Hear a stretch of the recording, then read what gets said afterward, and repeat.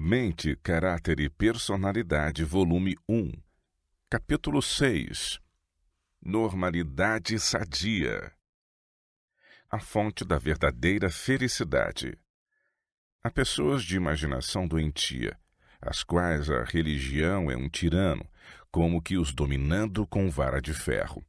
Estão constantemente lamentando sua depravação e chorando por supostos males. Amor não existe em seu coração. No semblante mostram sempre um sobrolho carregado. Sentem calafrios ante as inocentes risadas dos jovens ou de quaisquer outros. Consideram pecado toda recreação ou entretenimento e julgam que a mente tem de estar constantemente afinada por esse diapasão rígido e severo. Este é um dos extremos. Outros acham que a mente deve estar sempre tensa, a inventar novas recreações e diversões para ter saúde. Aprendem a depender da excitação e sentem-se desassossegados sem ela. Esses não são cristãos verdadeiros, vão para outro extremo. Os verdadeiros princípios do cristianismo oferecem a todos uma fonte de felicidade cuja altura e profundidade, comprimento e largura são imensuráveis. É Cristo em nós uma fonte d'água que salta para a vida eterna. É um manancial contínuo do qual os cristãos podem beber à vontade sem nunca esgotar a fonte. Zelo que desaparece rápido. Não devemos incentivar um espírito de entusiasmo que traz zelo por algum tempo, mas logo desaparece, deixando o desânimo e a depressão. Necessitamos do pão da vida, o pão que desce do céu para dar vida à alma. Estudai a palavra de Deus. Não vos deixeis controlar pelos sentimentos. Todos os que trabalham na vinha do Senhor devem aprender que sentimento não é fé. Estar sempre em estado de emoção não é exigido. Exige-se, porém, que tenhamos firme fé na palavra de Deus, como sendo a carne e o sangue de Cristo. Não fria ortodoxia, nem descuidado liberalismo. O progresso da reforma depende de um claro reconhecimento da verdade fundamental. Ao passo que de um lado espreita o perigo em uma estreita filosofia e numa rígida e fria ortodoxia, há por outro lado o maior perigo num descuidoso liberalismo. O fundamento de toda reforma estável é a lei de Deus. Cumpre-nos apresentar em linhas distintas e claras a necessidade de obedecer a essa lei. Seus princípios devem ser mantidos perante o povo. Eles são tão eternos e inexoráveis como o próprio Deus. Necessitam-se espíritos bem equilibrados. Muito dizem as epístolas quanto à posse de uma fé sadia. Isto nos deve convencer da necessidade de prudência. Não devemos entretecer em nossa vivência nossas próprias inclinações e traços fortes de caráter. Isso representará erradamente os preciosos, edificantes e enobrecedores princípios da verdade e levará outros a se extraviar. Ter fé sadia quer dizer mais do que muitos compreendem. Significa corrigir cada erro que existe em nossos pensamentos e atos, para não corrompermos a palavra de Deus. Há necessidade neste tempo de espíritos bem equilibrados, cristãos robustos, sadios.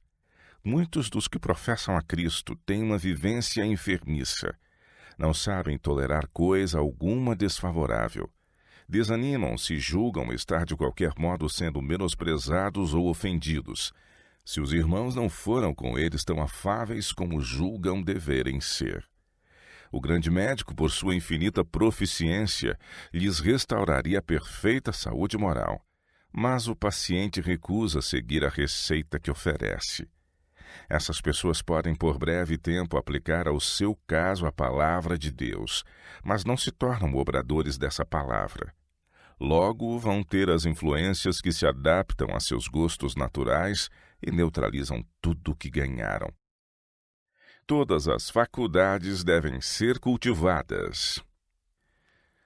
Se certas faculdades são usadas, mas negligenciadas outras, não é plenamente efetuado em nós o desígnio de Deus, pois todas as faculdades têm influência umas sobre outras, sendo em grande medida interdependentes. Não pode uma ser usada eficazmente sem a atuação de todas, a fim de que o equilíbrio seja cuidadosamente preservado. Se toda a atenção e força forem dadas a uma só, enquanto as outras permanecem inativas, essa terá um grande desenvolvimento, que levará a extremos porque não cultivou todas as faculdades. Algumas mentes ficam anãs, sem o devido equilíbrio. Nem todas as mentes são iguais por natureza. Temos mentalidades várias. Alguns são fortes em determinados pontos e muitos fracos em outros. Essas deficiências tão aparentes não precisavam nem deviam existir. Se os que as possuem fortalecessem os pontos fracos do caráter, mediante o cultivo e o exercício, tornar-se-iam fortes. Pôr em uso todas as faculdades da mente. Todas as faculdades da mente devem ser postas em uso e aperfeiçoadas, a fim de que homens e mulheres tenham mente bem equilibrada. O mundo está repleto de homens e mulheres unilaterais, que assim se tornaram porque cultivaram determinadas faculdades, deixando outras se atrofiarem pela inatividade. A educação da maioria dos jovens é um fracasso. Estudam demasiado, ao passo que negligenciam o que pertence à vida de atividades práticas. Homens e mulheres tornam-se pais sem considerar suas responsabilidades e sua prole afunda mais baixo na escala da deficiência humana do que eles mesmos. Assim, a raça humana está degenerando rapidamente. A constante aplicação ao estudo, como se está dando nas escolas agora dirigidas, 1872, está desabilitando os jovens para a vida prática. A mente humana quer ter ação. Se não estiver ativa na reta direção, será ativa no erro. A fim de conservar o equilíbrio mental, devem estar juntos nas escolas o trabalho e o estudo. Recursos para melhoria ao alcance de todos. São desejados jovens que sejam homens de entendimento, que saibam apreciar as faculdades intelectuais que Deus lhes concedeu e as cultivem com o máximo cuidado. O exercício amplia essas faculdades, e se não for negligenciar a cultura também do coração, o caráter ficará bem equilibrado. Os meios de melhoria estão ao alcance de todos. Portanto, ninguém decepcione o Senhor quando vier em busca de fruto, não apresentando nada senão folhas. Um propósito resoluto, santificado pela graça de Cristo, operará milagres. Corpo, espírito e coração sob o controle de Deus. Aquele que, na verdade, ama e teme a Deus, esforçando-se com sinceridade de propósito a cumprir a sua vontade, colocará ao serviço de Deus corpo, espírito, coração, alma e forças. Foi isto que se deu com Enoque. Ele andou com Deus.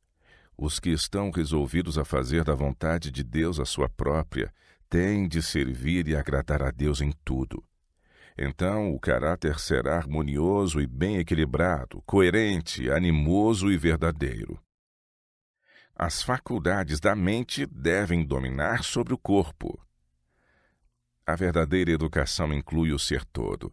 Ela ensina o devido emprego do próprio eu. Habilita-nos a fazer o melhor uso do cérebro, ossos e músculos, do corpo, mente e coração. As faculdades do espírito são as mais elevadas. Têm de governar o reino do corpo. Os naturais apetites e paixões devem ser sujeitos ao domínio da consciência e das afeições espirituais. Cristo se acha à testa da humanidade, e seu desígnio é conduzir-nos em seu serviço a elevadas e santas veredas de pureza. Mediante a assombrosa operação de sua graça, temos de nos tornar completos nele. Mente bem desenvolvida e amplitude de caráter. Os obreiros de Deus devem esforçar-se por ser homens multilaterais, isto é, devem ter amplitude de caráter. Não devem ser homens de visão acanhada, estereotipados com uma única maneira de trabalhar. presos aos mesmos costumes e incapazes de ver e perceber que suas palavras e a defesa que fazem da verdade têm que variar com a classe de gente com quem têm de lidar e com circunstâncias que surgem. Todos devem buscar constantemente desenvolver bem a mente e vencer o caráter mal equilibrado. Isto deve ser seu estudo constante se você quiser tornar-se obreiro útil de êxito. Assuntos vulgares, triviais, definham a mente. Na mente de todo estudante deve ser gravado o pensamento de que a educação é um fracasso, a menos que o entendimento soube apreender as verdades de revelação divina, e a menos que o coração aceite os ensinamentos do Evangelho de Cristo. O estudante que, em vez dos amplos princípios da Palavra de Deus, aceite ideias comuns e permita que o tempo e a atenção sejam absorvidos por assuntos vulgares, triviais, verá que a mente se está tornando definhada, enfraquecida. Ele perdeu a faculdade de crescer. A mente tem de ser ensinada a compreender as importantes verdades que concernem à vida eterna. A mente não deve ser abarrotada com coisas inúteis. A educação, como é conduzida nas escolas de nossos dias, 1897, é unilateral e, portanto, errada. Como a aquisição do Filho de Deus, somos propriedade sua, e cada qual deve obter educação nas escolas de Cristo. Mestres sábios devem ser escolhidos para nossas escolas. Os mestres têm de lidar com mentes humanas e são responsáveis a Deus quanto a gravar nessas mentes a necessidade de conhecer a Cristo como Salvador pessoal. Mas ninguém poderá verdadeiramente educar as adquiridas possessões de Deus, a menos que ele mesmo aprendeu na escola de Cristo a como ensinar. Devo dizer-vos, com base na luz que me foi dada por Deus, sei que muito tempo e dinheiro são despendidos pelos estudantes na aquisição de conhecimentos que são para eles como palha, pois não os habilitam a ajudar os semelhantes a formar um caráter que os habilite a unir-se aos santos e aos anjos na escola superior. Em vez de abarrotar sua mente juvenil com um montão de coisas aborrecidas e que em muitos casos para eles jamais terão qualquer uso, deve ser ministrada uma educação prática. Despendem-se tempo e dinheiro em adquirir conhecimentos inúteis. A mente deve ser cuidadosa e sabiamente ensinada a demorar-se nas verdades bíblicas. O principal objetivo da educação deve ser adquirir o conhecimento quanto a como podemos glorificar a Deus, a quem pertencemos pela criação e pela redenção. O resultado da educação deve ser habilitar-nos a compreender a voz de Deus. Como os ramos da videira verdadeira, a palavra de Deus apresenta a unidade na diversidade. Há nela uma unidade perfeita, sobre-humana, misteriosa. Ela encerra a sabedoria divina, e essa é o alicerce de toda educação verdadeira. Esse livro, porém, tem sido tratado com indiferença. Agora, como nunca dantes, precisamos compreender a verdadeira ciência da educação. Se deixarmos de compreender isso, jamais teremos lugar no reino de Deus. E a vida eterna é esta, que te conheçam a ti, o único Deus verdadeiro, e a Jesus Cristo, a quem enviaste. João 17, verso 3. Se é esse o preço do céu, não deveria então nossa educação ser conduzida nessas linhas? Fazer regras de ferro aos outros desonra a Deus.